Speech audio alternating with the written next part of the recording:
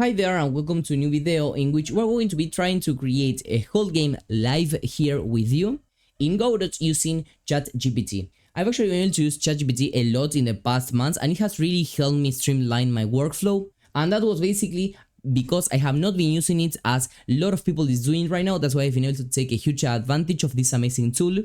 So if you really want to learn how to use ChatGPT and make the most out of it in Godot, make sure that you stick until the end. So first of all, in order to create something, we need to have an idea on what exactly we want to create. In this case, I do have an idea of what I want to do. I want to create a game in which the player can move around and collect coins. As simple as that. So what a lot of people tend to do is just to say, I want to create something, which is correct, but they tell them just something like, okay, create a whole game. And ChatGPT works much better when you give it short instructions and clear instructions, okay? So you can tell ChatGPT something like, create my new game. It's quite complicated for it to work correctly on that. On the other hand, what you have to do is to open up Notepad or whatever and start breaking down the different things that you have to do in order to create your game.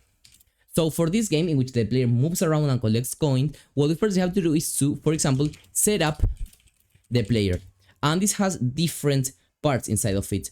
So using tab, you can actually add a tab there.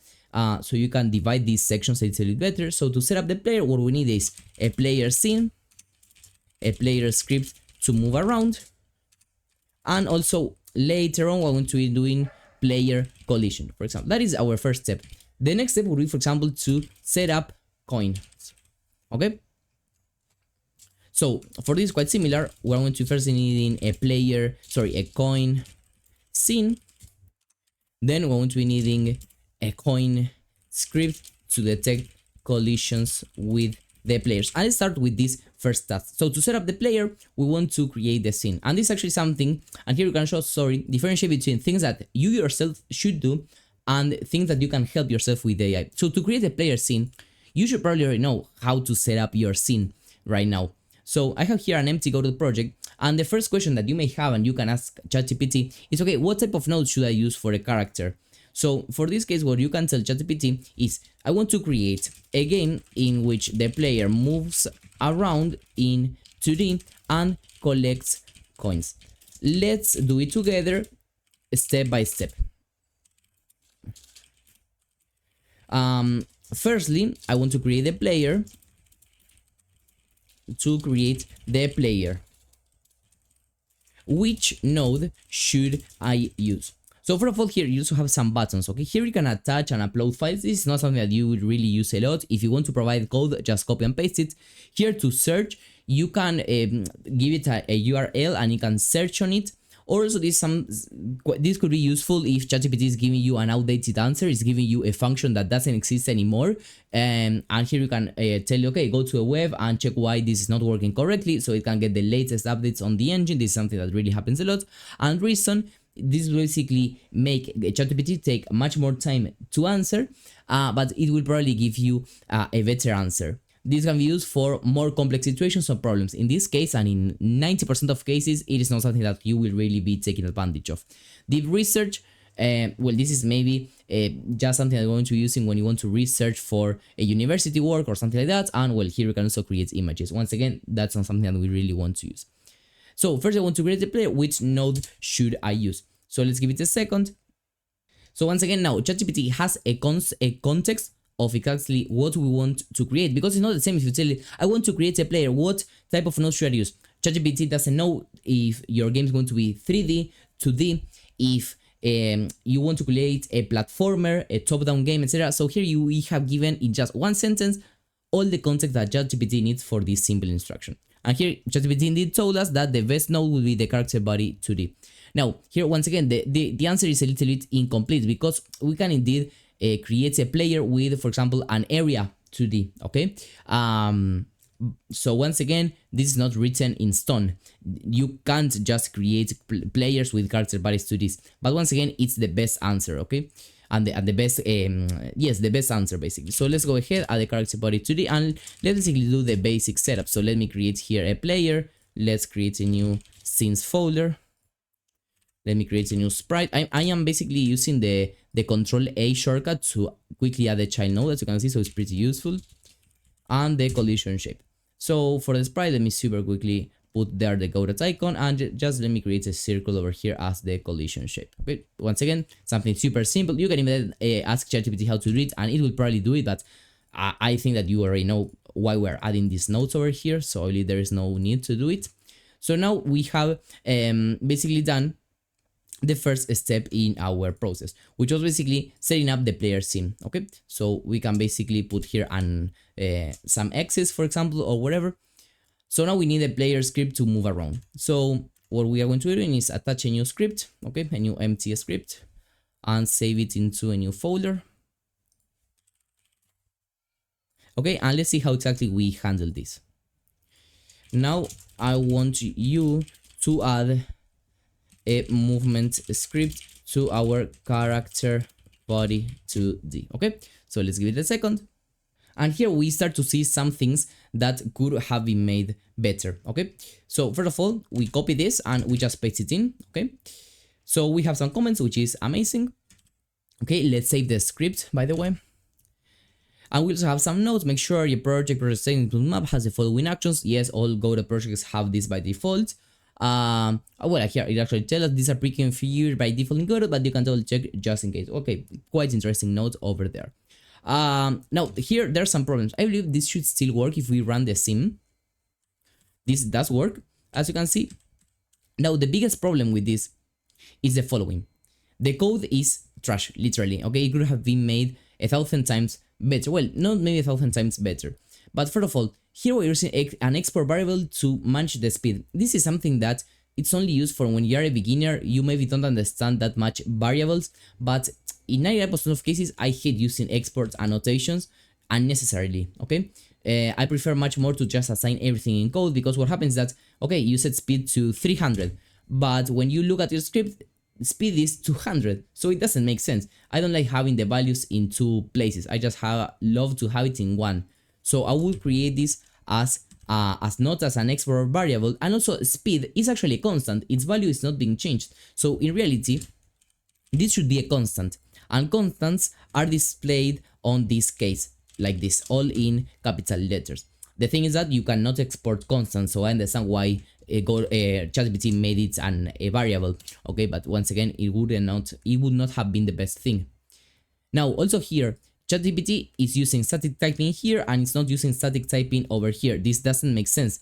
In reality here, what we should use is an infer type, which in this case, by doing this, is the same thing as doing this.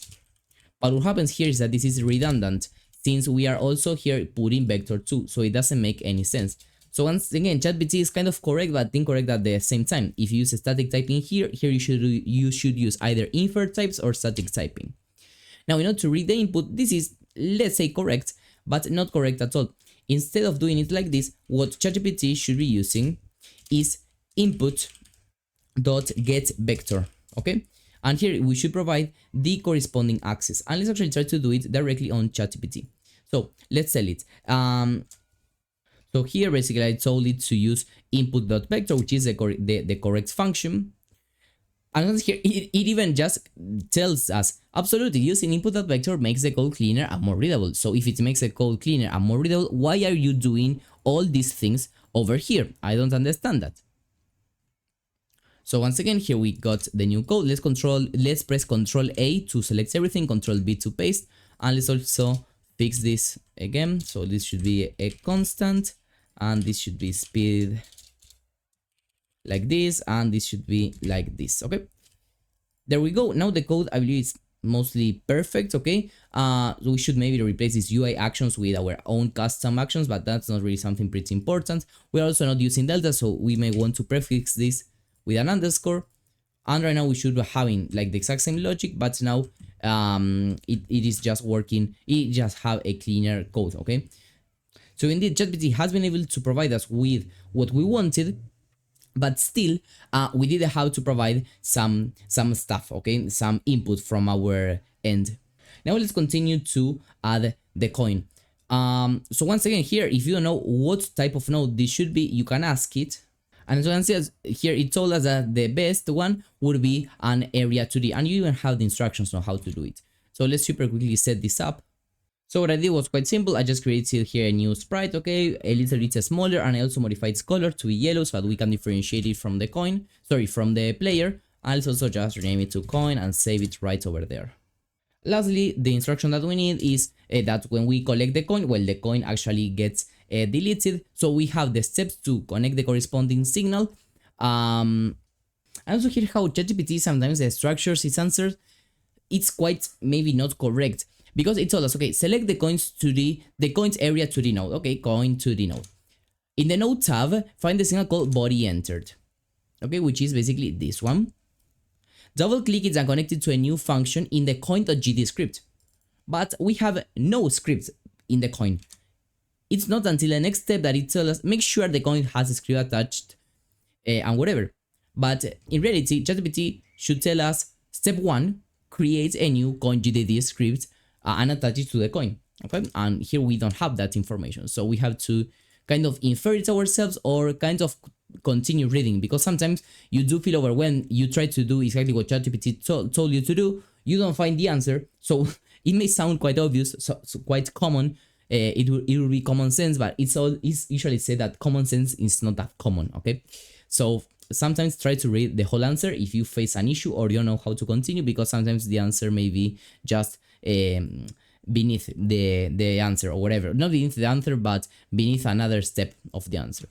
So once that we have this, we can indeed go to body entered, connect it, and there we have it, and we can copy this and paste it over there. Okay, now something also over here, ChatGPT is only leaving one line in behind, and in reality this should be 2 lines, because in between functions there should be always 2 lines. So if I got also here, let's say the function ready, there should always be 2 lines in between them. Okay, basically like this. And here also is using body.name equals player. This is not a good way of handling this, because sometimes you can change these names, okay, for different reasons. So actually the best thing would be to either include a class name over here, so class name, and name it player, for example, and make it if body is player, for example, something like this. Or if you don't want to use a class name, okay, which is also totally valid, is to add a new group, call it player, and just over here say if body dot is in group. These are all much better choices. Okay, but once again they would still work, it is just not the best solution. Now let's lastly just create a new 2D scene. I will just call it main, and I will instantiate this object. So I will go ahead, add a player, and I will also just go ahead and instantiate some coins. Okay, so let me just position them randomly in the screen, and let me position the player, let's say over here. So now let's play, and I believe that everything should be working fine. As you can see here, we are kind of collecting the different coins, so everything is working as expected. So what can I tell you as a conclusion? Indeed, it's an amazing tool. You do have to understand how it works. Not a lot of people using it correctly. Only if you are able to understand the concepts in this video, you're going to really be able to get the most out of it. So really practice, apply what you have learned in this video, and you will succeed using this AI. This can really save you a lot of time, a lot of effort. So remember, clear and short instructions, and nothing that ChatGPT tells you is written in stone, okay? Now, if you enjoyed my explanations and you want to learn more about Godot, I have my own Godot course with a 4.9 reviews rating, more than 30 students. The original price is $45, but using the link in the description down below, if you are hurry enough, you're going to be able to get it for just $10. Once again, time limited discount, so really make sure that you hurry up. The link is in the description down below. Enroll right now, and I will see you there.